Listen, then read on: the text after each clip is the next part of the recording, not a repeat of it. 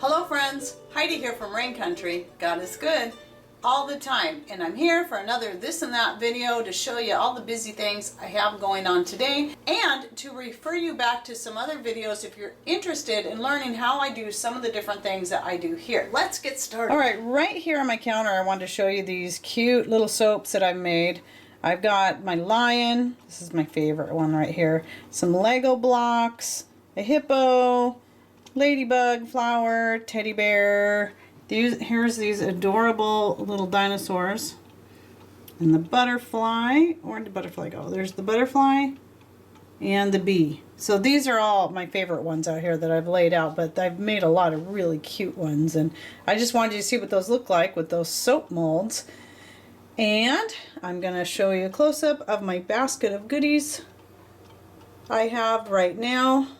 I still have more things I need to go out there and harvest. I just wanted to show you what I picked so far today. And what I plan on doing with this stuff, my lavender is just now coming in prolifically. I've got it everywhere. I have, I don't know, let's see, 1, 2, 3, 4, 5, 6, 7. I have at least 7 lavender plants, or is it 8? I don't know. I don't remember. I know there's 3 out here in the main garden, and there's 4 or 5 out here on the West Herb Garden that I've shown videos of before. And if I have a recent update of what my West Herb Garden is looking like right now, I'll go ahead and link to it right up here. Otherwise, be watching for it to come soon. My videos don't always go up in order because my garden related videos, anything as an update, always goes up immediately, where everything else like these videos can be anywhere from a week to 2 weeks out, just depending on what's going on. Today is, just so you know where we're at and looking at what I've got picked so far, today is actually July 6th. So it's going to be at least a week out by the time you see this, maybe much farther. And so I want you to understand where we're at time-wise, because by the time you see this video, I'll be harvesting a lot more snow peas per day. So I just went out and picked a few this morning because they're just now getting to that point where they're just exploding. And around here, snow peas grow really good. And what I do is I toss them in a jar in my refrigerator if I'm not going to use them right away for salads, because like last night I made a salad, I threw some snow peas in there. Then I put them in a jar, and once the jar is full, then I'm going to put them up, and I'll show you in a future video on how I like to put up my snow peas. Just so you know, we don't can snow peas around here. I don't know that anyone actually does. I don't think they would turn out very good, but I have 2 ways of preserving my snow peas for future use, and be watching for that video to come out probably another week from this one. The lavender flowers, I'll be using some of these, I'll be dehydrating up today, and the rest are going to go into making some more floral vinegar, of course, for my hair. But today I'll be adding the sage to it. I've got my rose petals right here, well, a couple of rose flowers, and there's like 3 of them in here. I just take the whole flower off. And then I've got the sage, because that's really good for the hair and scalp, so that's one of the things I'm going to start adding to it. And I think I'll put my calendula flowers into this particular vinegar as well. Calendula is excellent for the skin. Lavender and sage are really great for helping to encourage hair growth. They all have really excellent other benefits, and I hope maybe this summer to go over some of the benefits of lavender flowers in all its many uses. The dehydrated ones I will use and make it a tincture. I like to add them to deep sleep tinctures, but I might start experimenting with other recipes and stuff. And I also want to start making a skin salve, not the regular skin cream, but a salve that's more for healing. And lavender flowers are one of the things I want to use in that, as well as the calendula and the comfrey. So that's what's going to be going on with some of this. But I just love this whole color combination I've got going on here. And then over here I've got the fixins for my jet fueled latte. It's my own recipe. If you're new to my channel and you've never tried it, never seen it, I'll go ahead and link to my recipe right up there. It makes a great coffee replacement. It's very healthy, just really good for you. And I like to mix up a big batch of it, and then I have ready to go, and then we just put a scoop of that, like a big spoonful in a cup in the morning with some hot water. Usually I use some leftover tea, herbal tea from the night before, and we heat that up, and then that's what we make our jet fuel latte in. And I don't need coffee when I have that. Every once in a while I still like to have a little bit of coffee because I just enjoy the flavor of coffee, just plain black coffee, but I don't need it. I don't need the caffeine, especially with a jet fueled latte. I'm a pretty energetic person anyway, in case you haven't noticed. Now, to move on to a couple other things I got going on here. Oh, and here's some rose petals. If I'm not ready to make a batch of vinegar right away, but I want to get my roses while they're fresh and before they start to wilt, I will pick them and put the petals in a jar and keep them in the fridge until they're ready to use. Now, I do also dehydrate up a lot of rose petals. That's what I use for my infused oil, along with dehydrated calendula and pansies and marshmallow leaves and flowers for making my skin cream out of. So some of my rose petals I'll dehydrate, but these ones I wasn't ready to dehydrate yet, but I have quite a bit, so I'll probably put some on the dehydrator along with my lavender flowers. Now over here I've got a couple batches of soap that are done and need to be wrapped up. Now this one is the first batch I've made with solely hemp oil for the fat, so it's a little bit different. I noticed the texture and the feel of it is a little bit different, but this one's got sage and nasturtium flowers from my garden as well. Nasturtium is really good for your skin and for your hair, and you can use any of these soaps to make your homemade shampoo or to use as a cleaning agent for making your laundry soap if you want to. That's what I do with my soaps. If you're interested in learning how I make my own homemade shampoo, I'll go ahead and link to that right up here. But honestly, as much as I like it, I don't use it near as much as I use my homemade vinegar. I just use my homemade vinegar to wash my hair with. I do dilute that. I always forget to say this. I go about maybe 1 part vinegar to 4 parts water in a squirt bottle, and then I just squirt it on my hair. Especially with acidic as my vinegars are turning out now, you definitely want to dilute it, because otherwise it can be, especially if it gets in your eyes, it can kind of burn. And speaking of vinegar, what I have right here, I just got these new bottles in. I've been getting so tired of the cheap bottles that where you use them a few times and suddenly the sprayer doesn't work. And I found these on Amazon, a 3-pack, and I could get them on Subscribe and Save. So these just came in, and so far, best I can tell, I really like them. Obviously, the real test will be the test of time to see how well they'll hold up. However, I'll go ahead and link to these ones below. They are supposed to be a little bit more of an industrial type one, so they're supposed to hold up a little bit better. We will see. But what I have in here is one of my more acidic vinegars that I've started making, because this is what I use for cleaning. Now, when I use my vinegar in a spray bottle like this, I just put it in straight. I use it like this for cleaning windows, floors, countertops, everything. Most of the things I'm going to want to use it for, I'm going to want it as strong and powerful as possible. And this has just been working great, so much better than my previous vinegars for cleaning just about anything. And my juniper vinegar, in fact, that's what's in here. This is my juniper vinegar. I just strained it out yesterday. Has a wonderful smell. I'm loving it already. And with that juniper in there, it's just going to add even more to the disinfecting and cleaning and all that. So really, really great. So I'm really happy with that. Oh, and the other soap I forgot to mention. The other soap I've got sitting here that I got to wrap up is the rosemary, what is it? Rosemary, cedar, and yarrow. So the cedar oil is the Now Food cedar oil, but then the yarrow and the rosemary came from my garden. And I throw that in there. I've also got some rosemary essential oil in there as well.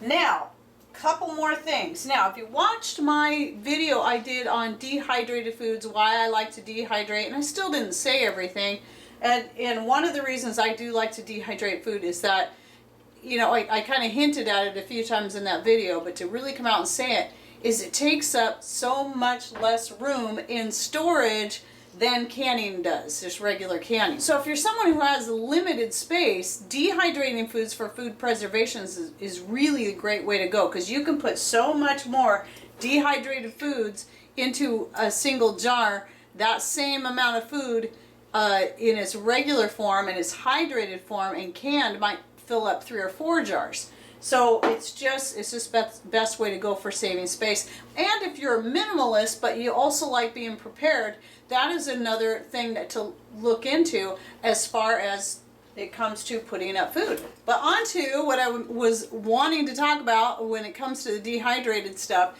is this, the lemon and the rhubarb slices. I mentioned this in that video, and I used them to make a water kefir, and I showed it there, and I'm showing it again here to let you know I did taste it. It is absolutely delicious. I love the very strong lemony flavor it has. It's not too tart, but it does have this nice sweet tart flavor to it.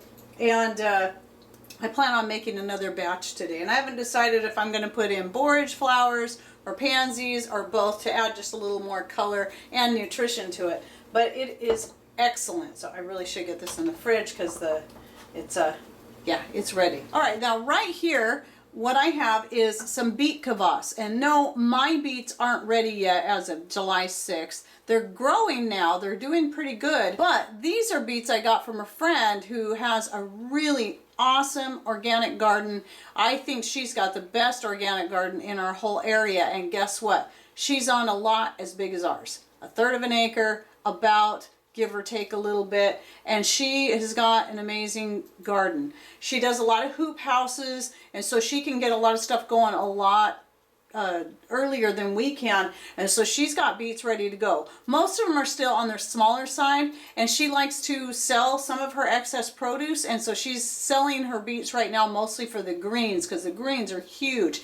And so I got some from her. I dehydrated up the greens for adding to my mixed greens blend, but mostly what I was wanting was the beets, because I can hardly wait for mine. And so I wanted to make some Beet Kvass so I could do a good detox. I just feel like I'm ready for a detox, and Beet Kvass is one of the best ways to do that. And I'll be doing a video down the road once my own beets are ready to go to show you how I make my Beet Kvass. And if you don't know what it is a drink. You drink the Beet Kvass, and it's just great for flushing out the system.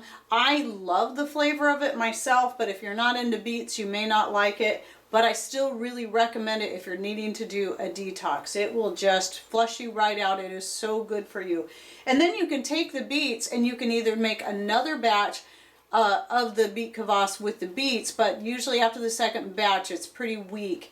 But what I like to do is I usually like to eat the beets out of this after I drink all the liquid out. And just fermented beets are so good for you too.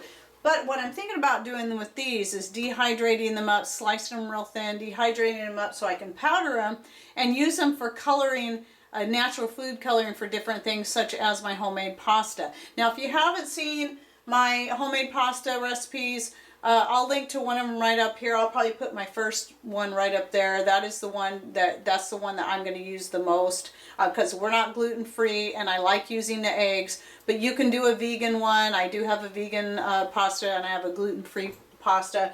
And any of those that if you look at it and like, oh, I think I'd like to do it different, that's the beauty of it. Take these recipes and use them as a base to add or subtract or change something, just a place to get started to make it fully yours. That's what I always do with people's recipes. I use them, if I come across a recipe that I like the idea of, I just use it as a base and then tweak it to suit me. And so when I share my recipes with you, they're not just a one way, this is the only way to do it. It's totally open book.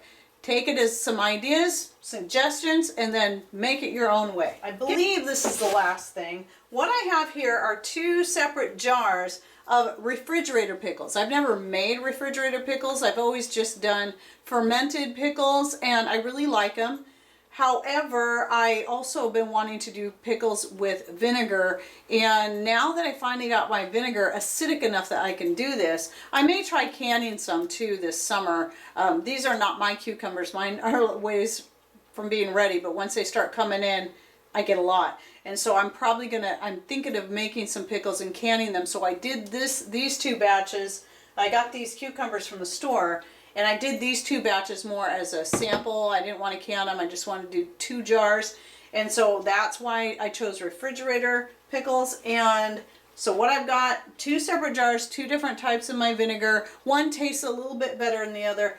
And I've got horseradish leaves in here to preserve the crispness of the cucumbers. And it's been a week, and so far these are really good. I'm really liking them. And they look kind of cloudy because I put lots of spices and stuff in there. I've got coriander, I've got lots of garlic, red pepper, there's some onion, and really enjoying the taste of these. So it seems that my vinegar is working well, as are the horseradish leaves. So I'm really excited about this, and hopefully I'll get plenty of cucumbers so I can some up this year as pickles with my own homemade vinegar. No need for buying the store-bought cheap GMO white vinegar. So yeah, I can just use my own homemade vinegar now that I finally got a good high acidity on it, and it's going to be great. I'm so happy. It's just doing it the new way. And if you're new to my channel, and maybe you've watched one of my older vinegar making videos, I suggest you check out one of my newer videos, and I'll link to one right up here so you can see how I'm making my vinegar now.